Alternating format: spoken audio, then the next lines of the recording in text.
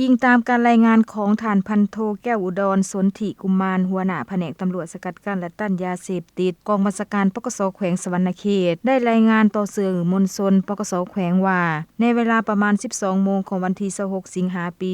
2025เจ้าหน้าที่แผนกตำรวจคุ้มครองคนต่างประเทศกองบัญชาการปกสแขวงสะหวรรณเขตสมทบกับเจ้าหน้าที่กองบัญชาการปกสนครไกรสอนพรหมวิหารได้เข้ากวดค้นเฮือนเช่าแห่งหนึ่งอยู่เขตบ้านสนามไซ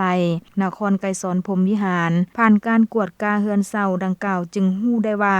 การผักเซาเป็นคนสัญชาติไทยจำนวน5คนหญิง3คนมีคือ 1. เท่าอนุวัตพรหมเลิศหรือไกรสอนอายุ44ปีอาชีพกรรมกรเสื้อชาติสัญชาติไทยอยู่บ้านปะกอเมืองสานุมานแขวงอำนาจเจริญผู้เป็นผัวของนางอุบลรัตน์สินมาศหรือนำอายุ33ปีอาชีพกรรมกรเสื้อชาติสัญชาติไทยอยู่บ้านดอนหวายเมืองสานุมานแขวงอำนาจเจริญผู้เป็นเมียนางธนัทพัฒน์คายทองหรือเหน่งอายุ34ปีอาชีพค้าขายเสื้อชาติสัญชาติไทยอยู่บ้านบุงอำเภอเมืองแขวงอำนาจเจริญนางกิ่งเพชรหรือกิ่งอายุ46ปีอาชีพค้าขายเสื้อชาติสัญชาติไทยอยู่บ้านแมดเมืองลือแขวงอำนาจเจริญและเท่าภูสวัสดิ์พองแพ้วหรือเล็กอายุ32ปีอาชีพกรรมกรเสื้อชาติสัญชาติไทยอยู่บ้านเครือคุดอำเภอเมืองแขวงอำนาจเจริญหลังจากนั้นเจ้าหน้าที่จึงได้กวดค้นห้องนอนในเฮือนเช่าดังกล่าว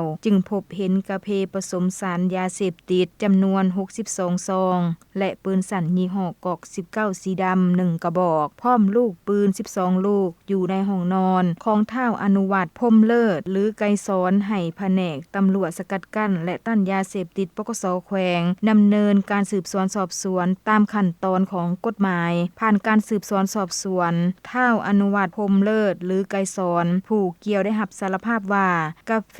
ผสมสารเสพติดจำนวน62ซองและปืนสั่นยี่ห้อกอก19สีดำ1กระบอกพร้อมลูกปืน12ลูกเป็นของผู้เกี่ยวแท้ปัจจุบันเจ้าหน้าที่แผนกตำรวจสกัดกั้นและต้านยาเสพติดปกสแขวงแม่นดำเนินคดีนำเท่าอนุวัตพรหมเลิศหรือไกรสอนในข้อกล่าวหามีกาแฟผสมสารเสพติดและอาวุธเสกไว้ในครอบครองที่ผิดกฎหมายของสปป.ลาวและอีกคนไทย4คนนางอุบลรัตน์สินมาศหรือนำนางธนัทพัฒน์คายทองหรือแหนงนางกิ่งเพชรหรือกิ่งเท่าภูสวัสดิ์พองแพ้วหรือเล็กแม่นมอบให้เจ้าหน้าที่แผนกตำรวจคุ้มครองคนต่างประเทศปกสแขวงสะหวรรณเขตดำเนินคดีตามระเบียบกฎหมายต่อไป